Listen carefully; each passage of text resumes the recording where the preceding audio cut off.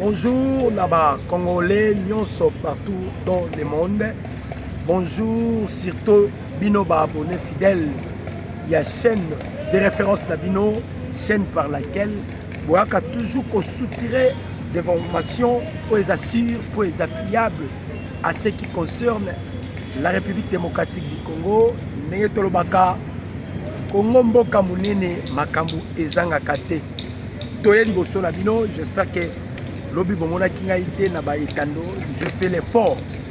Nebo ki mongo mais qui moi mukie ko permettre, donc je me suis privé vraiment na lobate na vanda kikinya pour se ressourcer une fois de plus pour na koya kozonga na service ya nation otozalango ya ko éclairer opinion nationale et internationale sur les actualités politiques de la République démocratique du Congo. Donc nous sommes très heureux de vous revoir encore une fois de plus avec ce numéro de décryptage que nous allons décrypter ensemble. Nabino ba papa, Nabino ba maman, sur les actualités politiques de la République démocratique du Congo. Nasengi Nabino, au besoin pour hésiter de vous abonner.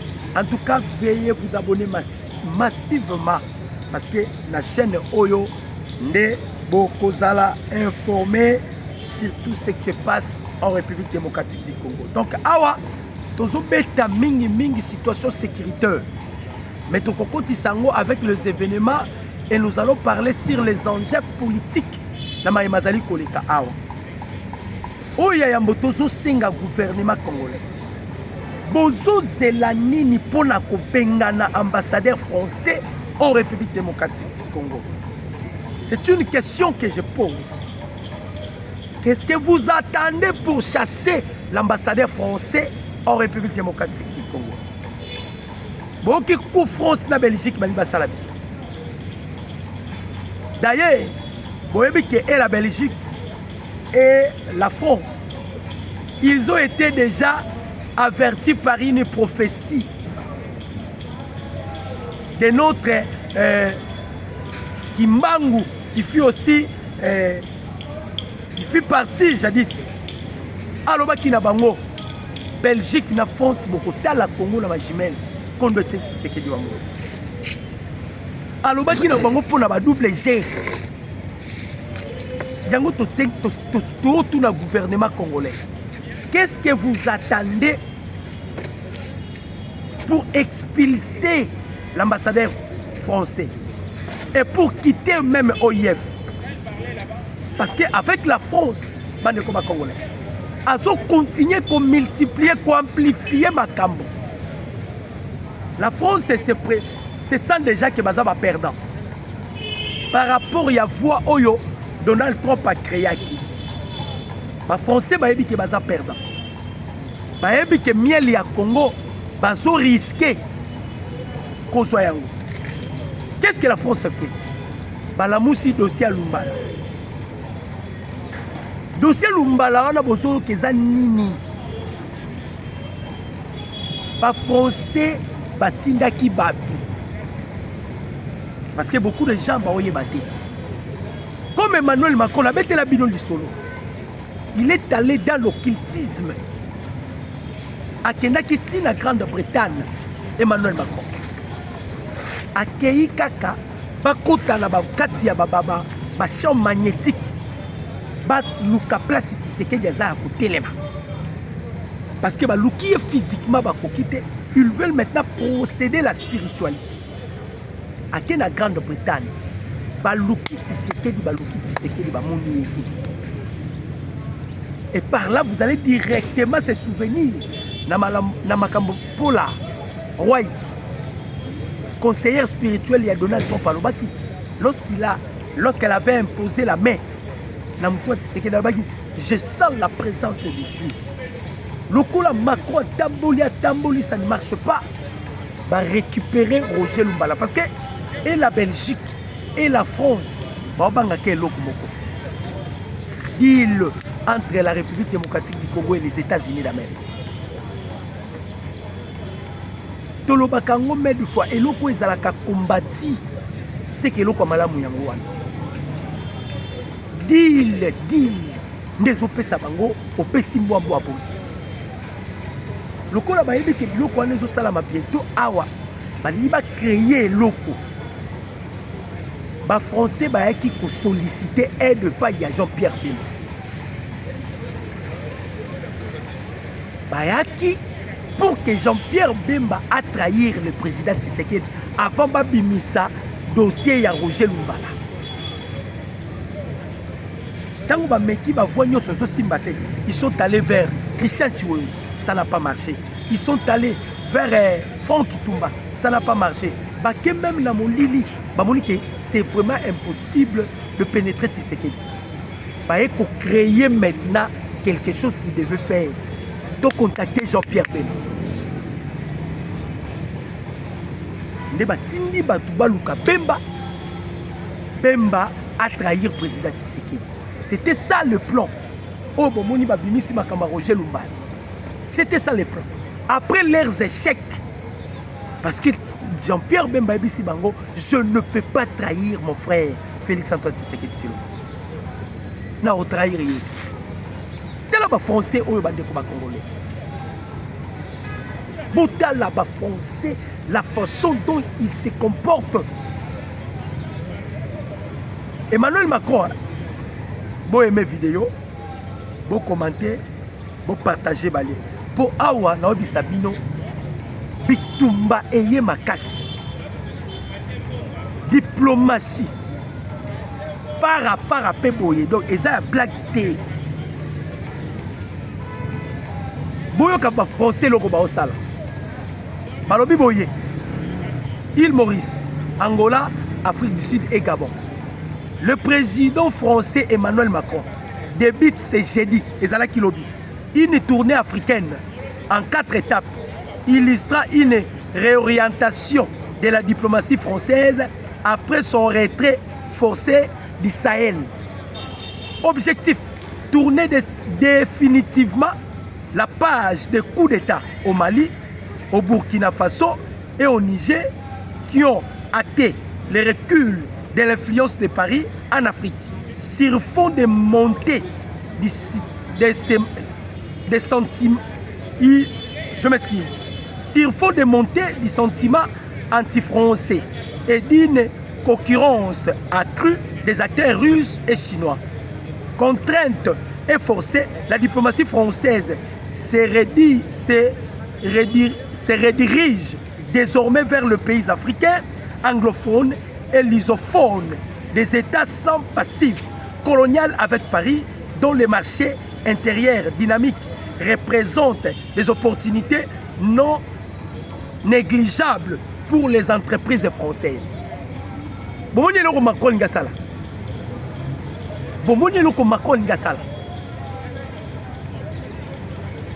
Macron après qu'on bengana bango na Sahel.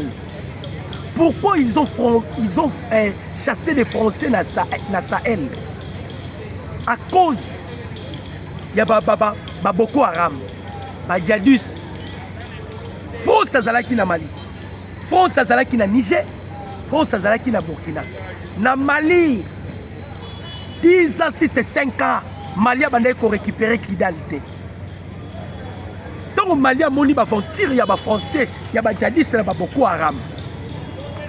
Ils ont décidé de chasser la France. Tango Bengani France, Russie, n'est-ce pas s'il y a 2 mois, Mali a récupéré Sahel, et pardon, a récupéré Kidal.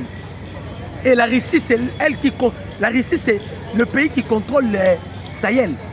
Nebaris, Bisaki, Burkina, Mali, Niger, va créer AES, Alliance d'État à Sahel.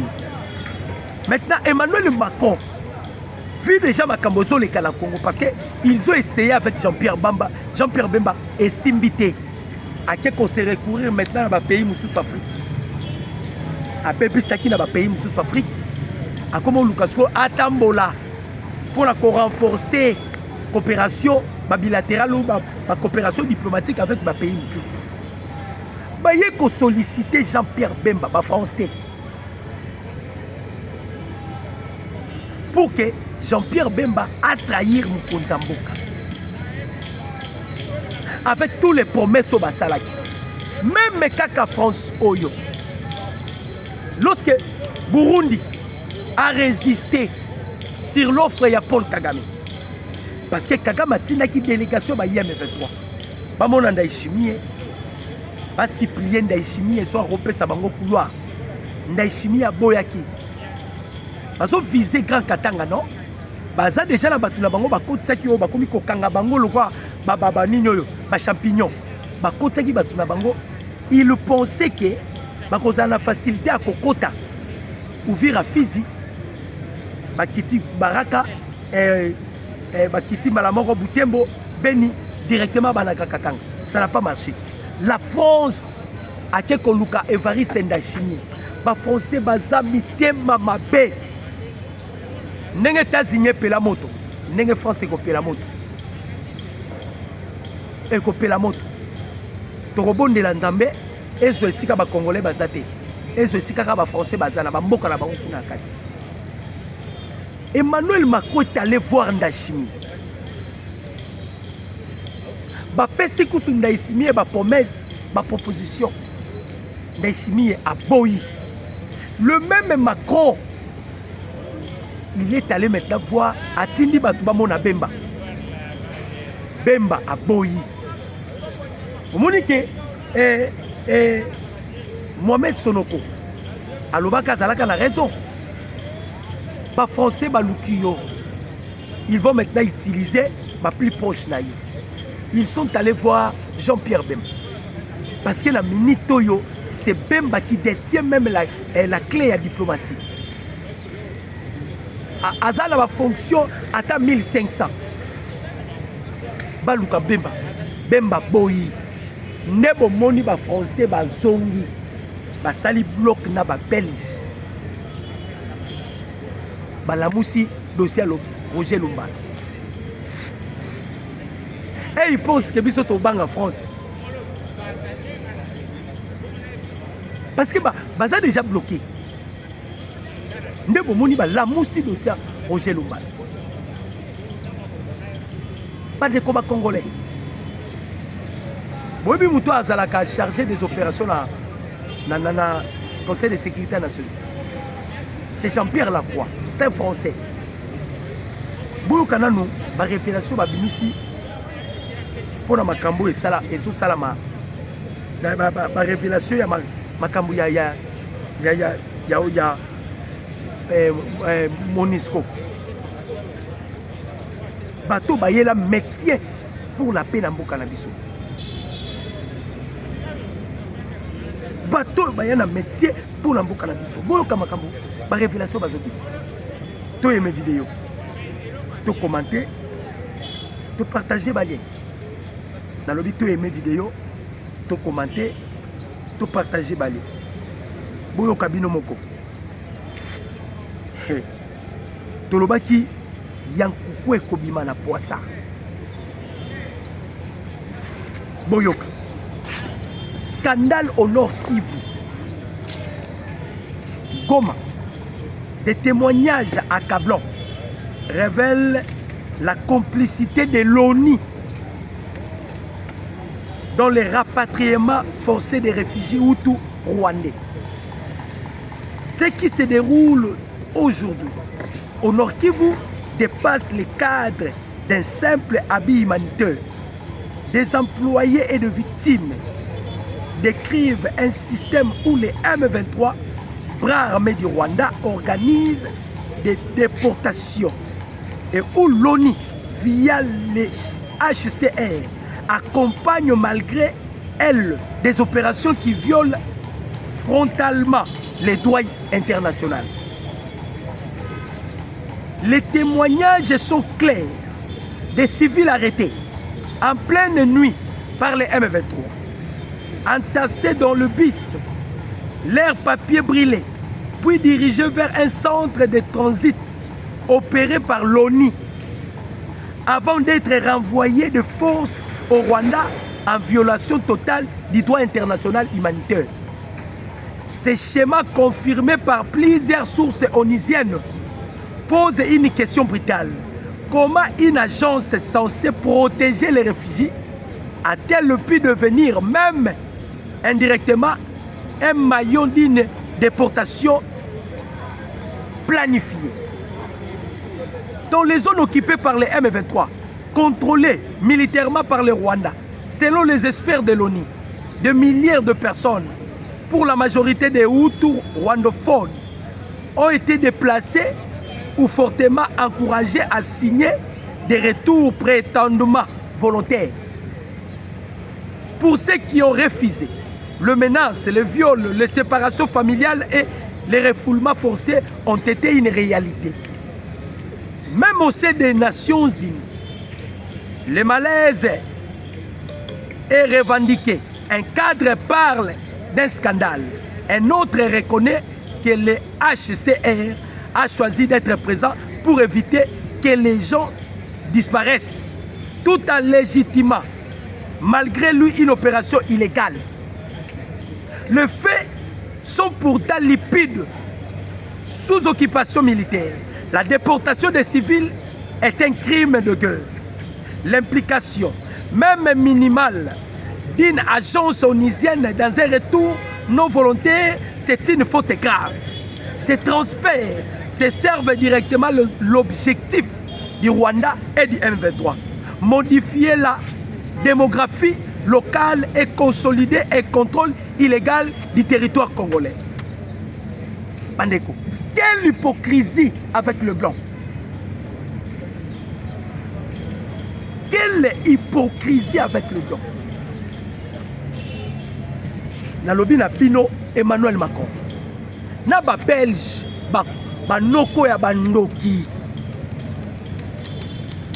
Kagame qui vous a chassé la Rwanda. C'est le même Kagame que vous continuez à chercher. Il y a qu'on bimise toujours pendant qu'il y a la difficulté. Donc pour aller plus loin, bandeko ba Congolais, notre indépendance et senga biso ba Congolais photo la muka. Biso ba Congolais photo telema. Mundele azwa déjà mboka na biso. Surtout que plein Zala qui va balkaniser quelque chose qui n'a pas tenu. Comme il y a une formule, il y a un Congolais qui non, non. Il y a un Tokotika Bangote. Tokotika Bangote. Baso dénoncer Bangote. Baso dénoncer Bango.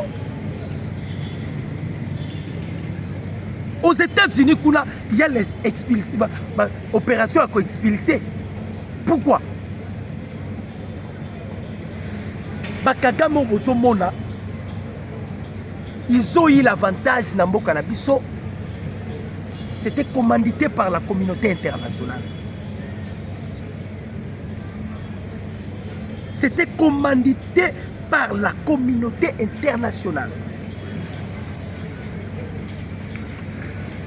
Même mise au beau, kakatolobaka, même mise.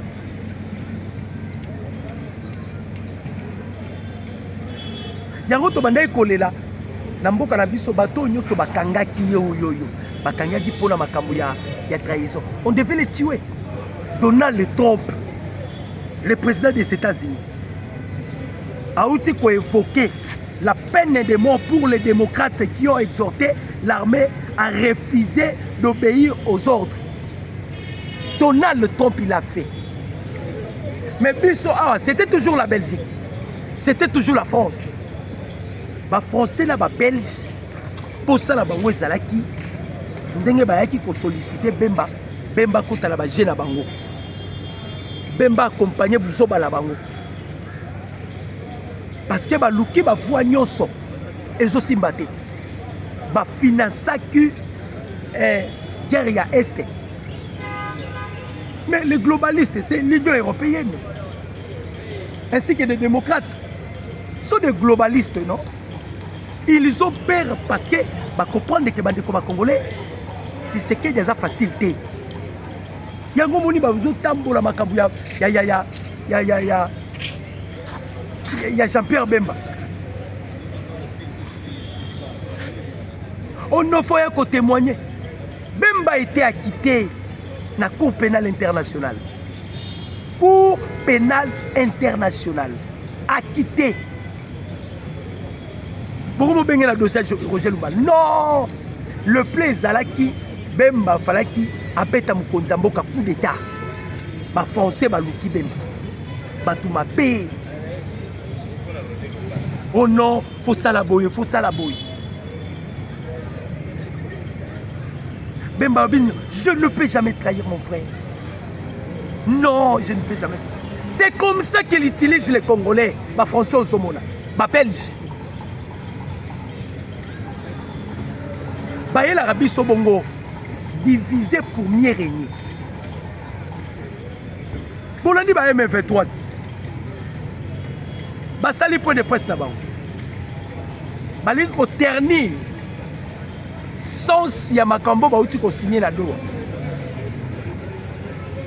Balobi, tous les groupes armés locaux et étrangers, y compris les Ouazalendo, seront neutralisés sur toute l'étendue de la République démocratique du Congo, selon l'accord cadre de Doha, annoncé les rebelles du M23 dans une conférence de presse tenue à Goma. Boyokali solo ba defuba congolais. Tant que le président Biden a qui na pouvoir, avant que Donald Trump aille succéder, Biden a imposé que le président Tshisekedi devait dialoguer avec Paul Kagame. Non, avec M23. Ayo kapé quand même la revendication là-bas. Les chefs étaient catégoriques. Alors, tout le monde qui m'a konzambuka boyaki, administration Biden, les démocrates, Kenda qui m'a dit Paul Kagame, qu'est-ce que nous devons faire pour Goma na Saki. Pendant un an, il faut Paul Kagame a dit il faut fournir des moyens. L'administration Donald Joe Biden va finir si bon, va péter Kagame. Bandeko Kagame bandi. Kagame a dit qu'il y a la résistance. Maintenant, les délais va péter qui Kagame est l'équipe. Nde ba ekubengela sous Kagame. Et papa, yo ebisaki biso que so to pesi mbongo orozelo ko da 2 semaines. Ozozo ngote poni. Vous savez quelle était la réponse de Paul Kagame? Kagame a lobby, ah, avec FRDC, on pouvait atteindre notre objectif. Mais les Ouazalendo, ce sont des épines. Bon, ça là est fort, bon neutraliser les Ouazalendo. Bangaba osé l'Okoana. Le président Tshisekedi ici a sauté en avant. A saisi ça qui est déjà Assemblée nationale. Les Ouazalendo sont reconnus. La loi Yamboka Nabiso qui sont des réservistes. De la même manière, les États-Unis ont 1,5 million de soldats actifs. Ils ont 444 000 réservistes. Si vous allez dans la Russie, ils ont une affaire, il y a 250 000 réservistes. Boké na Chine. Donc, notre gouvernement, ils ont reconnaître les Ouazalendo. To blocaka parce que tu comprenais ka te bazobundi ça ba force négatif ba kotanga ka Ouazalendo parce que muto azotsa bango bandi likolo na est wana lokwa Ouazalendo bazati. Donc il voulait que ba retirer ba Ouazalendo, quelque chose que cela n'a pas tenu. Mais a bolandi bananga bango baza force négatif mais ba lobeli bango te. Bosoka, Balobi Kaka, tous les armées locaux et étrangers, y compris des Ouazalendo, seront neutralisés. Donc, c'est contraire, il y a ma combo, il faut ça, mais pas là-bas. Au lieu de informer les gens que Biloko Touti ko saigné, ne va neutraliser Biso. Bali va pervertir Yango. Bali va pervertir Yango.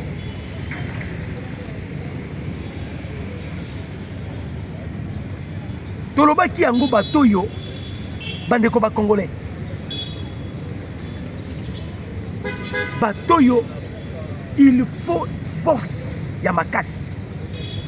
Heureusement, Mukonzambo Kassi a ebisaka ba mindele. A ebisaka ba américain, la Fox News. A ebisaki bango, j'ai des options sur ma table. So bolingi la solana Kagame. Non, je vais parler avec Kagame. Mais ce qui peut Kagame azo comprendre était nous allons utiliser maintenant la force. Bisika otozo kenango.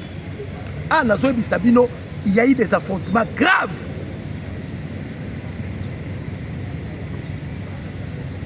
Il y a eu des affrontements graves, à tel que vous ne pouvez pas imaginer. Même les solos Fayoulou n'a pas la kibino. Fayoulou Bomonaki, il a parlé du mal au nom de Joseph Kabila. Et ça va gêner bango bango nyoso ba nakati. Je vous avais dit quel était le sens du discours de Fayoulou. Fayoulou travaille avec la Senko. Or la Senko travaille avec Kigali. C'est que Fayoulou aussi travaille avec Kigali. Peuple congolais, bolanda discours te o Fayoulou a salaki. Mensonge sur mensonge. Le la président Tshisekedi après conférence à Paris, avant que sikamo kona ba diaspora, ayebisi ba diaspora, à lobby, bateau bazo senga to dialoguer, ils n'ont jamais condamné l'agression rwandaise. Ce qui balingi na ndima dialogue na bango, ils devaient condamner l'agression rwandaise. C'est par là, Fayoulou basango batinde balobi, yo kende o condamné et boaka mbala moko mbela Tshisekedi a kotisa dialogue. Et ça va gêner d'abord. Nous avons la profonde douleur de vous annoncer un dessous d'un général-major, John Baptiste Ngiri Yozanga. Dans le Bible, John Baptiste, le général-major John Baptiste Ngiri Yozanga, tombé dans une embuscade tactique tendue par les jeunes résistants patriotes de l'autodéfense Wazalendo. John Baptiste Ngiri Wazanga Oyo, Ouzé à Paul Kagame. Ouzé à Paul Kagame. Ces messieurs ici, parmi les il y a Lissou, il y a Kagame. Tolobaki yango nanga aza officier te. Nous on a besoin de chef d'opération. Nanga le moment sera venu au torobeta la bisoye. Mais on cherche un cerveau monté. Ce général ici rwandais pris sous un feu nourri sur l'axe Bukavu-Miti. Alors qu'il se rendait à Kaleye, Yazokende na Kaleye pour inspecter les lignes avancées de R2. Donc, Azalaki na mission. À Okende na Kaleye, il était accompagné na 2 jeeps. Bambila na kati. Azui, voiture jeep, na escorte bamemiye. Na lobi na bino, destination Kaleye. Akutani na mbiskadi ya Wazalendo na axe Bukavu na Miti. Axe ya Bukavu na Miti. Nakutani na mbiskadi ya Wazalendo. Ndeko, renvoyé en enfer. Que son âme respire en désordre. Que son âme repose dans les tourments. Bato basali biso boye. Wazalendo. Tant que il faut que les Wazalendo soient neutralisés. Mais les héros sont des Wazalendo. Dans la Netimoutoui, il y a une opération à expecter la ligne de front. La ligne de front, comment les RDF vont avancer. Pendant que les États-Unis sont là. G7 Sobelela. Apparemment, on dirait que Kagame a Kamokilité. Pourquoi? Il a les soutiens. Il y a des démocrates, il a les soutiens. Il y a Emmanuel Macron, il a les soutiens. Il y a des Belges, il a les soutiens. Pandeko. Et ça somme.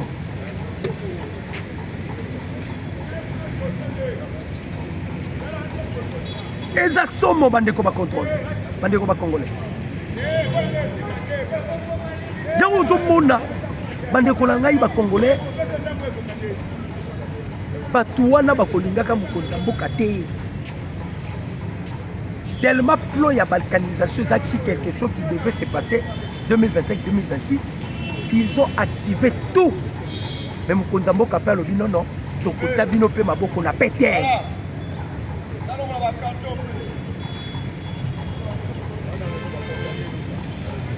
Tipo wana akutani na biskada ba wazalendo babomi tous les soldats na ye oyo bayaki. Tobeta situation sécuritaire non ya est ya République démocratique. Les wazalendo appuyés par les FARDC ont repris le contrôle de la localité de Katoyi dans les territoires de Massissi. Ezalaki lobi na Boutou jeudi. Après de violents affrontements qui ont posé la coalition M23 RDF-AFC.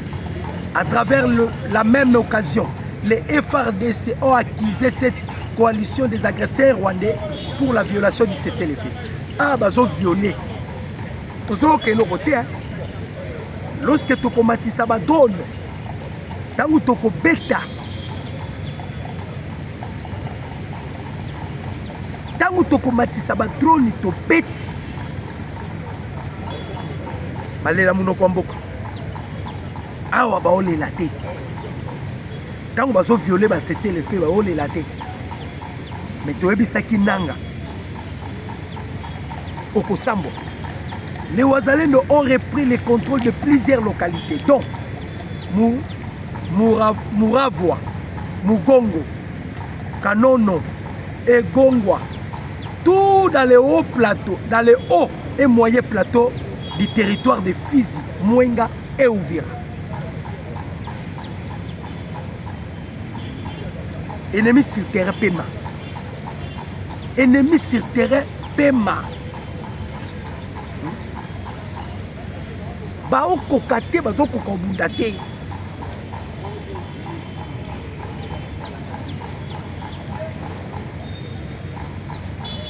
Bao totinda basoki bakanyuki na banani omsu bauti kokangana batindi bango aux États-Unis pour n'okine kosala récolte ya mbongo. Mbongo eza te.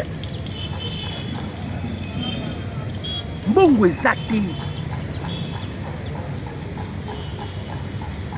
Balobi boye, les négociations menées aux États-Unis et à Doha entre la République démocratique du Congo et le Rwanda,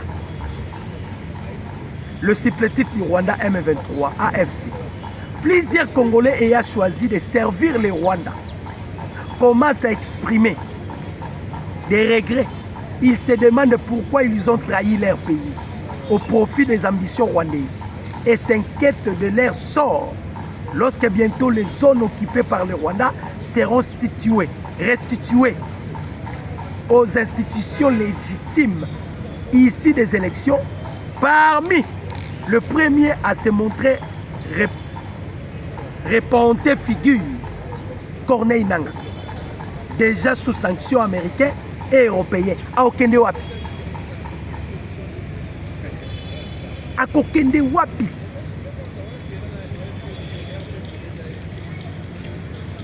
Yakokende wapi? Bato ba conseil banguza ba français. Lobi kaka bandeko eni. Oyo kutu lelo na tongo awa. Non, ezalaki lobi na putu parce que na tongo ape bitu bebudabi. Sud Kivu, de violents combats ont opposé ce jeudi les patriotes Wazalendo du mouvement décisif pour la libération du Congo, MDLC, aux rebelles de la FC M23 soutenus par les R2 dans le territoire de Kabare, plus précisément dans le groupement de Bouore.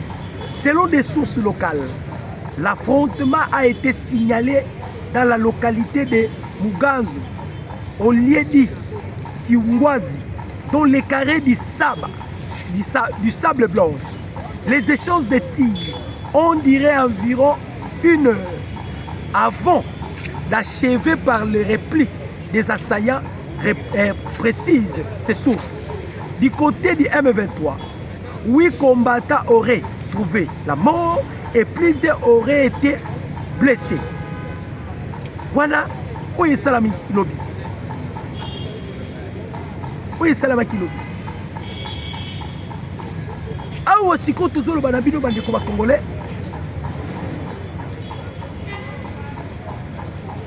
toujours na Sud Kivu tobeti ennemi reçu eleki ennemi aye kosede bamisusu baye komitika bamisusu baokotela bazamba bayebi mpe bazamba te baobunga tolobi ke toobunda sur tous les plans touti komona bandeko émir ya Qatar Altesse akendaki d'abord na Kigali Rwanda yibaka mais émir akenda à Kigali. Pourquoi il est allé à Kigali? Qu'est-ce qu'ils ont eu à parler avec Paul Kagame? Bandeko, Kope Sili. Kagame il fallait qu'il présente des minéraux à Kigali. Mais Kagame a remis kolaksa Bangombe. Kagame Alexis Bangombe kuna.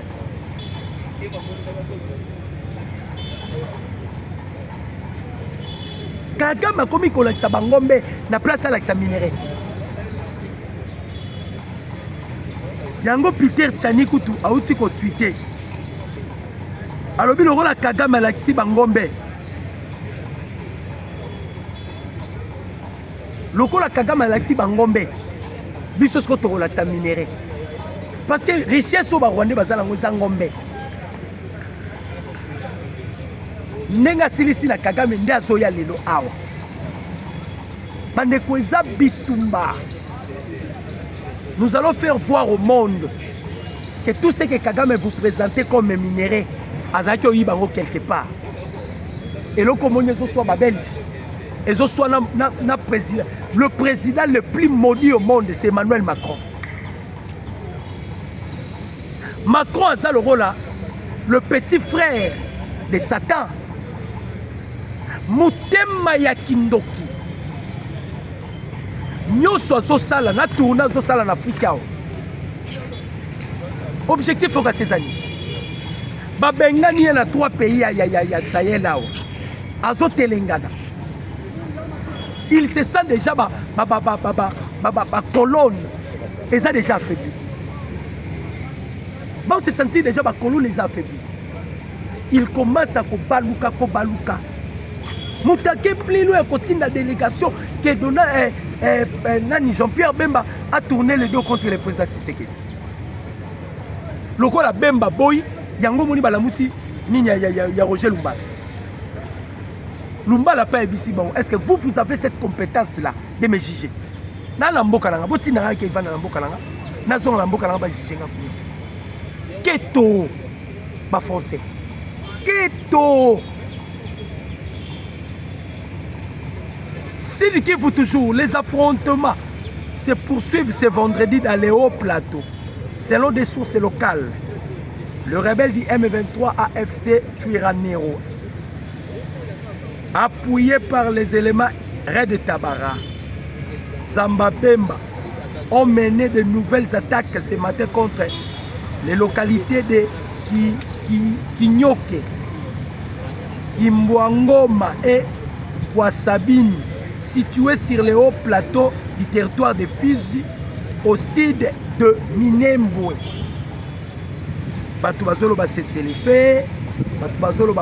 Voilà pourquoi je félicite encore Bawazalendo avec l'opération Ambiscade de lancée.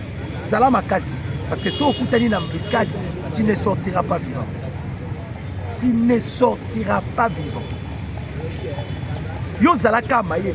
Sauf que quand on coûte une embuscade, tu ne sortiras pas vivant. Ndeko Kagame yona toleye. Ndeko Kagame toleye.